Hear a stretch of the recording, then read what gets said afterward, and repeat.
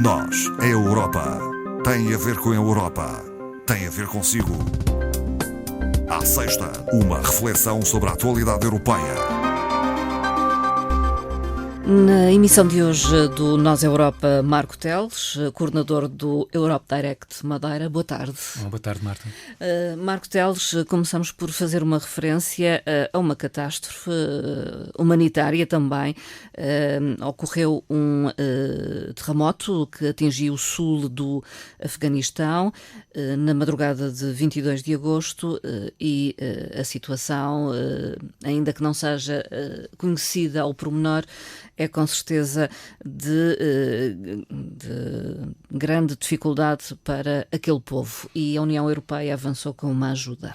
Sim, sem dúvida, mais um problema para um país que já tem diversos problemas a seu cargo, desde logo uma seca também em termos climáticos, com uma seca muito grave, com uma economia completamente desestruturada, enfim, problemas de diversa natureza, também políticos, e obviamente que agora colocou-se esta situação realmente do sismo e de facto uma coisa que inicialmente se pensava que poderia ter um impacto tanto ao quanto circunscrito, neste momento já falamos de 4 dígitos de perdas de vítimas humanas, e portanto a União Europeia, em solidariedade com esta situação, mobilizou esta semana 1 milhão de euros em ajuda humanitária na sequência deste terremoto. Que será, digamos, para organizações não governamentais no terreno? Será uma ajuda, desde logo, para dar resposta àquelas que são as necessidades mais urgentes dos afegãos nesta situação, e que será executado, em termos práticos, por parceiros humanitários que já estão no terreno. Portanto, não há, obviamente,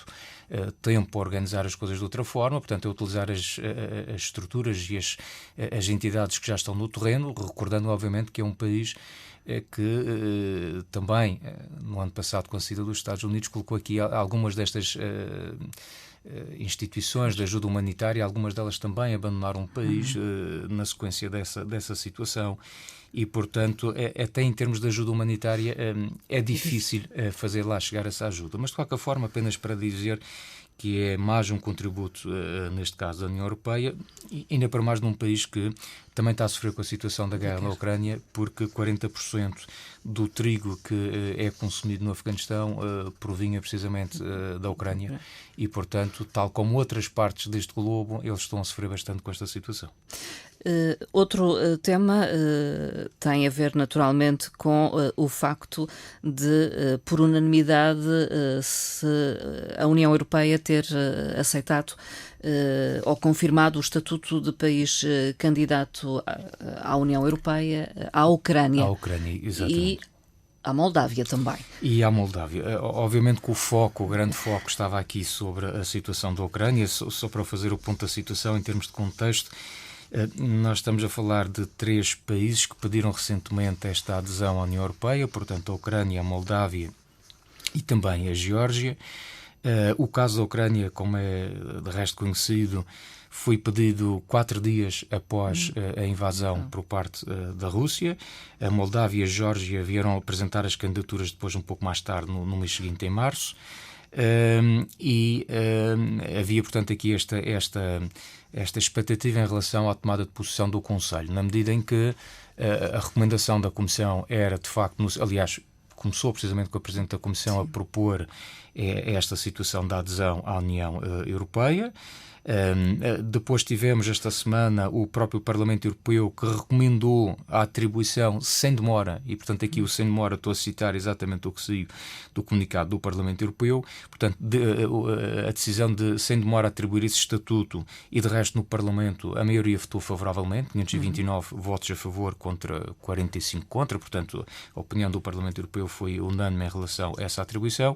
E tivemos ontem então o início do Conselho Europeu, que termina de resto hoje, em que os chefes de governo e de Estado chegaram então a um consenso, porque esta é uma decisão que obriga de facto à tal unanimidade, têm que estar todos de acordo, e foi dada então a luz verde à recomendação da Comissão Europeia para atribuir à Ucrânia e à Moldávia o estatuto de país de candidato. A Geórgia não teve não foi prevista nesta situação, portanto foi-lhe dada a perspectiva europeia, portanto digamos, como uma espécie de pré-requisito a pensar futuramente na candidatura e, portanto, é este o cenário que nós temos. Alguns continuam de fora. Alguns países que já se candidataram há mais tempo. Isso é óbvio. É polémico. Não vamos já toda aqui, se me permite a expressão, mas já toda aqui às vezes uma certa visão romântica em torno desta situação, deste problema que acontece na Ucrânia, dada a invasão russa.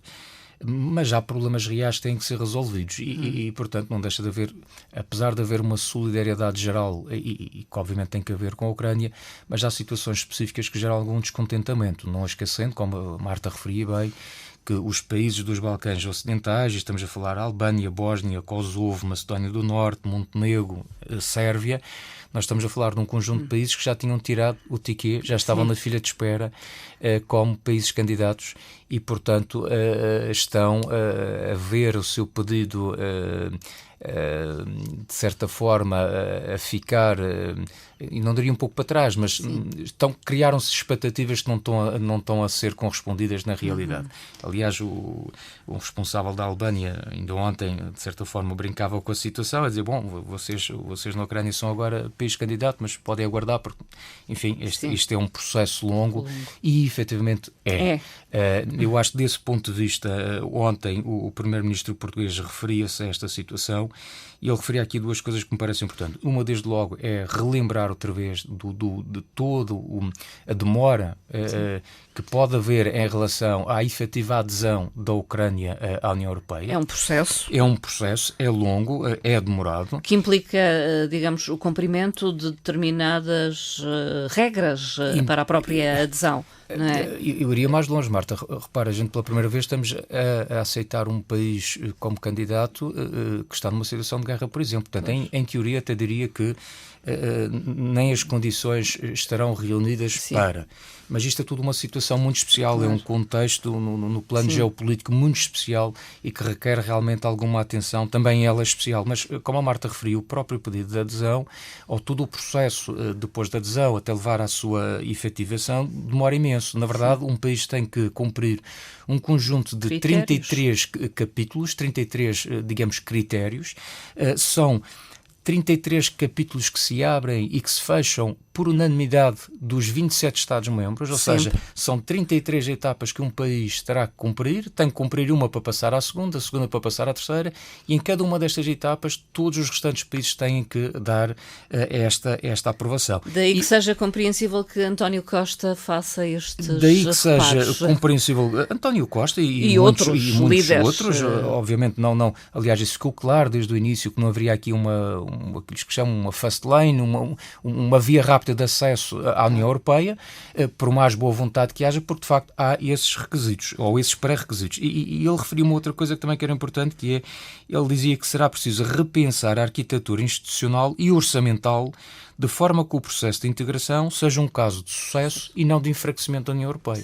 Porque, de facto, nós, a pensar não apenas na Ucrânia, mas até nos outros candidatos que estão e que hão de surgir também num alargamento que forçosamente se fará a leste, isto terá implicações diversas no projeto europeu, no modo de funcionamento do projeto europeu. Aliás, há muitas pessoas já a fazer contas. Até uma distribuição até diferente. Desde logo do ponto de vista prático, nós pensamos, bom, mas então em Portugal vai ser beneficiado com isto ou vai ser prejudicado? Bom, claro, em termos práticos e simplificando ao máximo para toda a gente perceber, é um bolo que vai ser distribuído por mais pessoas e, portanto, isto obviamente tem implicações práticas.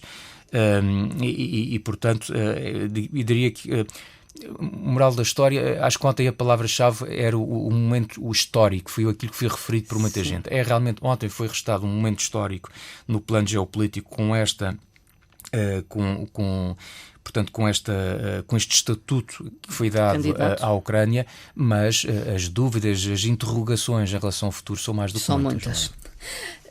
Ainda quase ligando o tema seguinte à questão da Ucrânia, nomeadamente à guerra e ao êxodo de cidadãos ucranianos para vários países da União Europeia, há uma medida que se revelará importante para os cidadãos ucranianos, que é permitir que os documentos de condução, as cartas de condução, continuem válidas nos países de acolhimento. Sim, essa, por exemplo, foi uma situação que foi esta semana proposta pela Comissão, que avançou com esta ideia de realmente flexibilizar temporariamente os requisitos.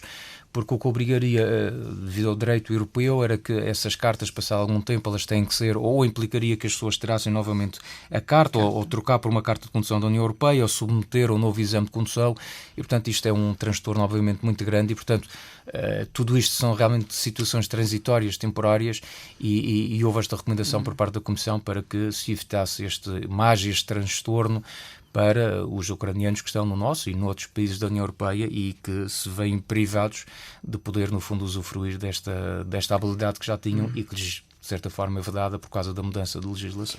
Marco Teles, dados do último Eurobarómetro de primavera que questionaram os cidadãos europeus sobre a guerra na Ucrânia e o impacto nas suas vidas, suponho.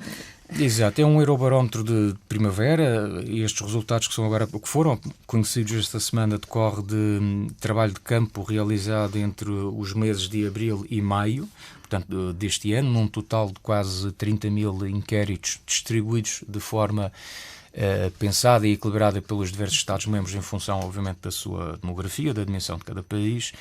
E obteve-se aqui uns resultados realmente interessantes. Desde logo, 65% dos europeus consideram que a adesão à União Europeia uma coisa positiva, uma coisa boa, e isto é, de facto, o resultado mais alto desde 2007. Não deixa de ser curioso porque, pronto, obviamente estamos todos a viver uma conjuntura um tanto ou quanto adversa, uns mais do que outros, como é óbvio, mas este sentimento de reconhecimento das vantagens da adesão à União Europeia é, digamos que transversal, não é? Depois, também os dados mostram que 52% dos europeus têm uma imagem positiva da União Europeia, portanto isto é a média global, porque, por exemplo, no nosso país este valor até é substancialmente superior, mas de qualquer forma, ainda assim, isto representa um aumento de 3 pontos percentuais em relação aos dados que tinham sido apurados no final do ano de 2021. E também representa o melhor resultado desde 2007, curiosamente.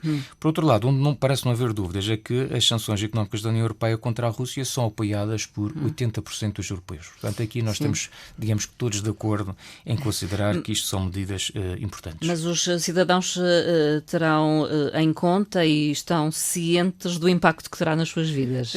É outro aspecto do Eurobarómetro. É outro aspecto. Aliás, há uma questão que foi colocada no Eurobarómetro precisamente sobre essa situação, e 61% dos europeus estão convencidos que a sua vida sofrerá alterações. Apenas 37% dos entrevistados acreditam que a sua vida se vai manter inalterada. Eu não quero ser o mensageiro da desgraça, mas eu acho que eles estão enganados, porque de facto é quase inevitável. Já vamos sentindo, não é? Já estamos há algum tempo e de facto manter-se as coisas desta forma, muito possivelmente, basta olhar à nossa volta e termos um bocadinho da noção das coisas para perceber que, obviamente, tudo isto terá implicações no nosso dia-a-dia. Por último, e não me querendo alongar muito nos resultados, dizer que há aqui uma pergunta que foi colocada e que me parece interessante, e a última vez que esta pergunta havia sido colocada no Eurobarómetro foi já em 2018, portanto já leva algum tempo, mas faz sentido colocar agora, que é como é que os europeus veem um determinado país, qual a sua perspectiva em um determinado país. E, portanto, obviamente, a Rússia era inevitável perguntar, e o sentimento dos europeus é que a Rússia é vista positivamente apenas por 10% dos inquiridos, quando em 2018, a tal última vez que se havia perguntado uma coisa deste género, esse valor era de 30%. Também não era positivo, mas ainda assim havia um maior número de pessoas a ter uma boa imagem, uma boa percepção deste país. Neste momento, a média europeia é de apenas 10%, e devo-lhe dizer que fui por curiosidade ver os dados do nosso país, e para os portugueses este valor cai para apenas 2%. 2%. Portanto, é a imagem que se tem. E, curiosamente, também devo dizer que a China ocupa a segunda posição, portanto, dos países com uma percentagem mais baixa, e neste caso cai para o valor é de 22%, ainda assim muito superior aos tais 10% da Rússia. Uma medida para aproximar a União Europeia dos cidadãos é um projeto com o título de Construir a Europa com os eleitos locais. Exatamente. Tem a ver com proximidade também desses eleitos. Com a proximidade desses eleitos locais, legitimamente, obviamente, eleitos. Vivemos num país democrático e parece-me que este projeto foi, de resto, é um projeto que é gerido pela própria Comissão Europeia, de forma muito particular pela Direção-Geral da Comunicação. É um projeto piloto. Portanto, é uma rede de comunicação. É uma rede de comunicação. E este projeto decorre de uma proposta que foi apresentada pelo Parlamento Europeu e que basicamente concentra-se na melhoria da capacidade de comunicação dos eleitos locais. Ou seja, a ideia é que, aliás, se me permite a publicidade, mas que é meramente institucional, nós esta semana, através do Europe Direct, enviamos precisamente os mails a toda a rede de juntas de freguesia, câmaras municipais, porque o processo é relativamente simples, é apenas um formulário que o eleito local preenche como representante daquele município ou daquela junta e que lhe vai permitir ter acesso a uma rede onde vai conhecer no fundo os seus pares e onde vai ter acesso também a um conjunto de informação privilegiada e direta por parte da Comissão, nomeadamente materiais de comunicação, sobre assuntos diversos que podem ser úteis para o autarca, por exemplo, e que este trabalho em rede se espera possa vir a ter frutos, não é? Se me perguntam, bom, mas este projeto com os eleitos locais, isto é financiado, há financiamento envolvido? Não há. É apenas meramente uma rede a disponibilização de material. Disponibilização de materiais, de comunicação, de informação, com precisamente este objetivo de aproximar estas pessoas e também lhes dar ferramentas para que eles possam discutir as temáticas europeias juntamente com a população local de uma forma mais eficaz ou mais eficiente, se quiser. Marco Teles, vamos a questões de agenda. O que é que está a acontecer ou vai acontecer nos próximos tempos? Muita coisa. Muita coisa. Tem sido umas semanas muito ricas. Aliás, o programa de hoje acho que teria que ter o dobro do tempo, porque aconteceram também esta semana, nomeadamente discussões no Parlamento Europeu sobre assuntos muito interessantes, mas que não temos tempo para trazer cá. Mas achei interessante destacar aqui uma atividade que irá decorrer já no próximo dia 27, portanto na segunda-feira, e vai até o dia 1 de julho, que é uma conferência sobre os oceanos, que ocorre em Lisboa e no qual estarão presentes 12 eurodeputados do Parlamento Europeu, das Comissões das Pescas, Ambiente, Saúde Pública e Segurança Alimentar e também Desenvolvimento, nesta que é a Conferência dos Oceanos da ONU. Portanto, é uma conferência organizada pelo governo português e pelo Quénia também. Tem também aqui como grande objetivo alcançar os Objetivos de Desenvolvimento Sustentável, portanto é algo que também tem muito a ver com os ODS, e que tem os oceanos como tema central. Curiosamente, desses 12 deputados, a deputada madeirense Sara Cerda estará presente porque é membro precisamente da Comissão de Ambiente, Saúde Pública e Segurança Alimentar, portanto tem aqui uma ligação com esta temática dos oceanos, que é de resto um tema extremamente importante. Só para relembrar o nosso auditório, acho que nunca é mais demais relembrar, mas os oceanos cobrem 70% da superfície da Terra, sabemos todos isso, está nos manuais escolares. Às vezes não sabemos ou não nos recordamos que os oceanos são o lar de cerca de 80% de toda a vida terrestre ou da vida existente no globo. Também dizer que os oceanos são os responsáveis pela absorção de 25% de todas as emissões de dióxido de carbono e que capturam cerca de 90% do calor adicional que é gerado por essas emissões. Portanto, neste combate às alterações climáticas, neste interesse em alcançar as metas do Pacto Ecológico Europeu, nós não podemos, falamos muitas das vezes dos problemas da atmosfera, mas nós não podemos esquecer os oceanos. Temos que olhar para o mar e para os oceanos com outra contemplação e com outra preocupação. Conferência dos Oceanos das Nações Unidas em Lisboa, de 27 a 1 de julho, e foi, digamos, o tema da agenda que destacou de outras possibilidades que haveria com certeza. Marco Teles, ficamos por aqui. Até à próxima conversa. Até à próxima. Obrigado. Bom fim de semana.